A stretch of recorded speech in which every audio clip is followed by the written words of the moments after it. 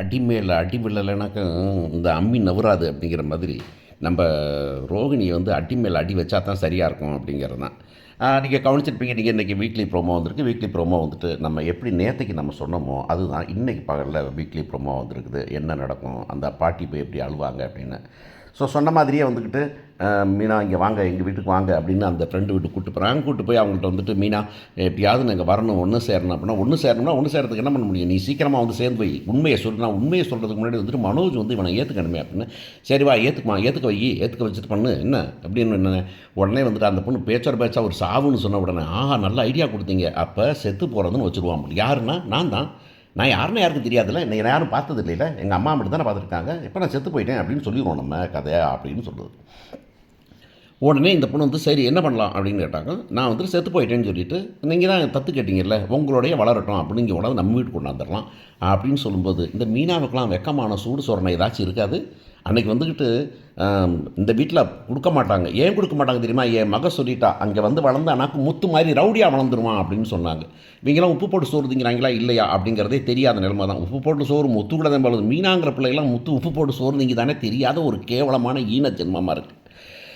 உடனே வந்து சொன்ன உடனே அவங்க அம்மாட்ட பேசுகிறாங்க. அம்மா வந்துட்டு என்ன அப்படின்னு கேட்டாக்கும், இல்லைம்மா நீ வந்து என்ன பண்ணுற, நான் செத்து போயிட்டேன்னு போய் சொன்னேன், எப்படி என் வாயில் நான் செத்து போயிட்டேன்னு சொல்கிறது அப்படின்னு. உடனே மீனாவோட ஃப்ரெண்டு இருக்குல்ல அந்த பொண்ணு சொல்லுது. அந்த பொண்ணு வந்துட்டு வித்யா, அந்த பொண்ணு, ஏம்மா நீங்கள் வேறு, முதல்ல வந்துட்டு அவள் வந்து அம்மா செத்து போயிட்டான்னு முதல்ல சாகடிச்சிட்டு அப்பா மட்டும்தான் இருக்கிறாருடா. அப்புறம் ஒரு நாள் கழிச்சு அப்பாவையும் சாகடிச்சிட்டா, ஜெயிலில் சாகடிச்சான்னு.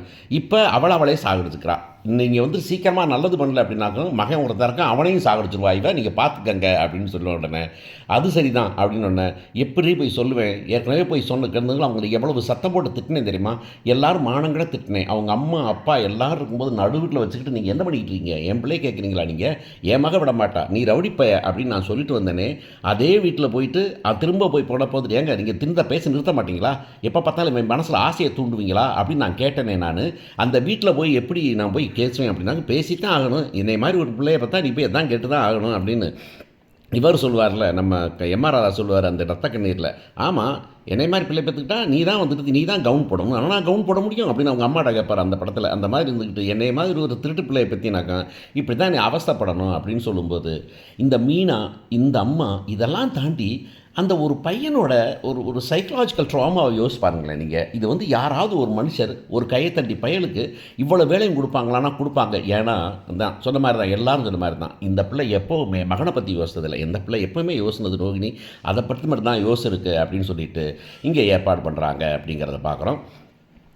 அங்கே போட்டு வந்தால் இங்கே வந்துட்டு என்ன பண்ணுறாங்க, வீட்டுக்கு கொண்டு போயிடறாங்க. வீட்டில் கொண்டு போய் அவங்க அம்மா வந்து அழறாங்க. அழுதுட்டு ரோகிணியோட அம்மா என்னென்னு கேட்டாங்க, இப்படி வந்து என் மக செத்து போயிட்டாங்க அப்படின்னு. ஐயோ செத்து போயிட்டாளா அப்படின்னு மீனா பாவம் திருன்னு முடிச்சுட்ருக்க அந்த முடியாங்கண்ணை வச்சுக்கிட்டு, அது கண்ணை விரித்து பார்க்கும்போது கண்ணை பெருசாக இருக்குதுன்னு அதை வச்சுக்கிட்டு இப்போ பொய் வேற சொல்லுமா, அந்த பொய்யை வேற கேட்டுக்கிட்டு எல்லாரும் ஷாக்கில் அழுது. விஜயாவே வந்துக்கிட்டு என்னது செத்து போயிட்டாளா அப்படின்னு நினைக்கும்போது இவன் வந்துட்டு ஐயோ அதெல்லாம் பொய் தான் அப்படின்னு நினச்சிக்கிட்டு இருக்க. கடைசியாக வந்துட்டு அவன் முத்து வந்து கை பேசைய அப்போ என்ன பண்ணுறது அப்படின்னாக்கா, அப்போ அவன் சொல்கிறான் வந்துட்டு நான் என்னால் பார்த்துக்க முடியாது என்ன பண்ணுவேன் அப்படிங்கிறப்ப, முத்து மீனாவோட விட இருந்துக்கிறேன்னு சொல்கிறான் அவன் அப்படின்னு. உடனே சரின்னு சொன்னான். விஜயா வந்து அதை எப்படி வந்து இங்கே இருக்க முடியும், நெட்டையை காக்காமல் அப்படிங்காட்டியும் அவன் ஒடியாந்து முத்து மீனாவோட தான் நான் இருப்பேன் அப்படிங்கிறான். ரோகிணிக்கெல்லாம் கண் நெஞ்சம் அப்படின்னு பார்த்துக்கிட்டே இருக்குது அந்த பிள்ளை அப்படின்னு வைங்களேன். பார்த்துட்டு சொல்கிறாங்க கடைசியாக இங்கே இருந்துக்கலாம் அப்படின்னு சொல்லிடுறாங்க. உடனே இந்த பொண்ணு ரொம்ப சந்தோஷமாகி ரோகிணி வந்து இனிமேல் பார்த்துக்கலாம் அப்படின்னு.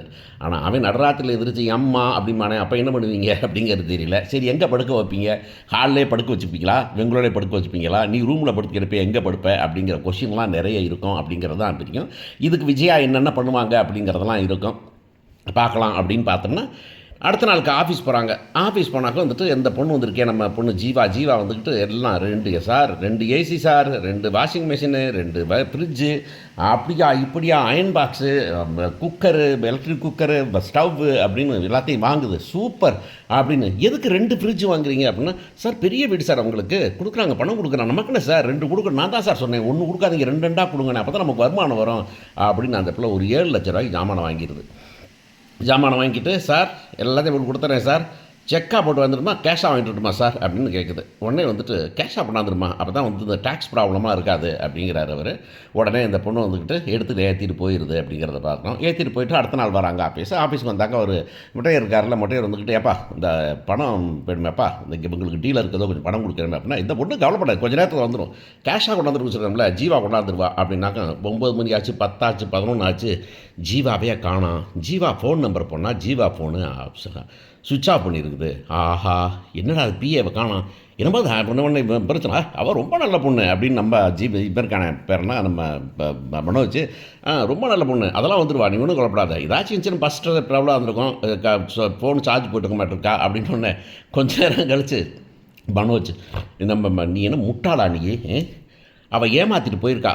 முதல்ல அவள் வீடு எங்கே இருக்குது அட்ரஸ் என்ன அப்ளிகேஷனில் அட்ரஸ்லேயே பார்க்கலையா அட்ரஸ் பார்க்கலையா ஏங்க நீங்கள் பார்க்கலையாங்க அப்படின்னு அவர் ஒருத்தர் இருக்கார்ல ஃப்ரெண்ட் நீ பார்க்கலையாண்ணா ஏப்பா நீ தான் சொன்னியே செக்ரட்டரி சமாச்சாரம் நான் பார்த்துக்கிறேன்னு அதனால தான் ஒன்றை விட்டேன் நீ தானப்பா இன்டர்வியூ பண்ணேன் என்ன இன்டர்வியூ பண்ண சொல்லி தான் நான் பண்ணியிருப்பேன் எங்கே இருந்து வேறு என்ன படிச்சிருப்பேன் ஒன்றுமே கேட்கலையாப்பா நான் என்னப்பா பண்ணட்டும் அப்படின்னாக்கா கடைசியில் அட்ரஸே இல்லை இப்போ 7 லட்சம் பணம் போச்சே அப்படின்னு நினச்சி இப்போ என்ன பண்ண போகிறோம் அப்படின்னு கேட்டுக்கிட்டு இருக்கும்போது அங்கேருந்து வரப்போகிறாங்க.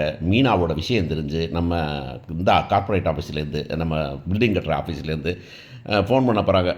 இந்த கொஞ்சம் ப்ராஜெக்ட் தள்ளி போகுது அதனால் வந்துட்டு நீங்கள் வந்துட்டு கொஞ்சம் நாள் கழிச்சு தான் எங்களுக்கு ஆர்டர் கொடுக்க வேண்டியிருக்கும் அதனால் நீங்கள் வந்துட்டு பணத்தை கொஞ்சம் கொடுத்து அனுப்புறீங்களா அப்படின்னு கேட்குறாங்க. ஏற்கனவே 3 லட்சத்தில் ஆட்டையை போட்டாச்சு அப்படிங்கிறது தெரியும் ஆஃபீஸ் வச்சாச்சு எவ்வளவு தான் பணம் மிச்சம் இருக்குது அப்படிங்கிறது தெரியாது. ஸோ மொத்தத்தில் இந்த பணத்தை கூட கொடுக்கணும் அப்படின்னு நினச்சிக்கிட்டு இருக்கும்போதே இந்த 7 லட்ச ரூபாய்க்கு ஜாமான் கொடுத்த டீலர் இருக்குன்னா டீலர் வராங்க டீலர் ஃபோன் வருது ஏங்க அந்த பணத்தை கொஞ்சம் கொடுத்துறீங்களா உங்கள் ப்ராஃபிட் போக மீதி காரணம் வந்துருக்கலையா வந்து இந்த இப்போ தான் கொடுத்து செட்டில் பண்ணிடுங்களே நீங்கள் அப்படின்னாக்கா இப்போ அந்த அம்மா பணத்தை எடுத்து செட்டில் பண்ணிட போகிறாங்க. இப்போ இதில் இருக்கிற பணத்தை வேலட் எடுத்துட்டு இதில் லாக்கரில் இருக்கிற பணத்தை லோக்கர்லேருந்து எடுத்து கொடுத்துட்டு நீங்கள் திருன்னு முழிச்சா அந்த ஆஃபீஸுக்கு பணம் இப்போ உடனே எனக்கு வேணும் அப்படின்னு சொல்ல போகிறாங்க. ஆஹா இப்படி தான் தப்பு பண்ணாக்க இப்படி தண்டனை வருது அப்படிங்கிறது வந்து அப்புறமா நீ சமாளி கடை வாங்கி சமாளி ஊரை விற்று சமாளி நிலத்தை விற்று சமாளி நகையை விற்று சமாளி இல்லை வந்துக்கிட்டு வட்டிக்காரன் டெல்லிட்டு அவன்கிட்ட போய் வாங்கிட்டு வந்து விடு என்ன பண்ணு ஆனால் ஒன்று தண்டனைன்னு ஒன்று கிடைக்கணுமே அப்படிங்கிறத நம்ம ஆசை. ஸோ வந்துச்சு கிடச்சது ரொம்ப நாளாக சிக்காமல் ஒரு ஆள் சிக்கிற ஆளை கொஞ்சம் சின்ன பின்னப்படுத்தி அனுப்பிவிடுவோமே அப்படின்னு இந்த கதை எழுதுறவங்க பெரிய மனசு வச்சா நமக்கும் இந்த சிறகடிக்க ஆசையை பார்க்குறதுக்கு நல்லாயிருக்கும். இன்றைக்கி ப்ரொமோவில் கூட கமெண்ட் பார்த்திங்கன்னா இப்போ வந்த அஃபிஷியல் ப்ரொமோவில் கமெண்ட் பார்த்திங்கன்னா இந்த கதை சிறகடிக்காச கதை எங்கேயோ கதை மாதிரி களம் மாதிரி எங்கேயோ போயிடுச்சுன்னு உங்களுக்குலாம் யாருக்காவது உங்களுக்கு புரியுதா அப்படின்னு கேட்டால் ஐயோ இதெல்லாம் நாங்களாம் 6 மாதம் முன்னாடி சொல்கிறோம் இப்போ தான் நீ சொல்கிற நீ இந்த கதை நல்லா போக வேண்டிய கதை நல்லா போயிட்டு இருந்த கதை அதை எங்கேயோ ஒரு இடத்துல வச்சு கதையை திருப்பி கொண்டாந்து சந்தில் விட்டு அது பொந்தில் போய் மாட்டிக்கிட்டு நிற்கிது அப்படிங்கிறது தான் விஷயம். ஸோ நமக்கு கிடச்சிருக்க ஒரே ஒரு கொடுப்பினை என்னன்னாக்கா இந்த ரோஹிணி அடி வாங்கினா ரசிக்கலாம் விஜயாவுக்கு விழுந்தால் ரசிக்கலாம் அப்படிங்கிறது மட்டும்தான் இப்போதைய கதையில் போக முடியும். இதில் மீனாவும் முத்துவும் வெற்றி பெறத்தெல்லாம் அதில் அவங்க வந்து ஊருக்காக உழைக்கிறதுக்காக பிறந்த நல்ல மனுஷர் அவங்கெல்லாம் வந்துக்கிட்டு நான் அவங்களுக்கு நல்லது நடந்தால் கூட வேணான்னு சொல்லியிருப்பாங்க. ஆனால் மீனாவோட கேரக்டர் நம்மளால் எங்கேயாவது ஏற்றுக்க முடியுதான்னு பாருங்களேன். மீனா வந்துக்கிட்டு புருஷனுக்கும் மாமனாருக்கும் அவங்க 2 பேர் தான் உசுரை வச்சுருக்கவங்க அவங்களுக்கே துரோகினா என்ன பண்ண முடியும்னு நினைக்கிறேன்.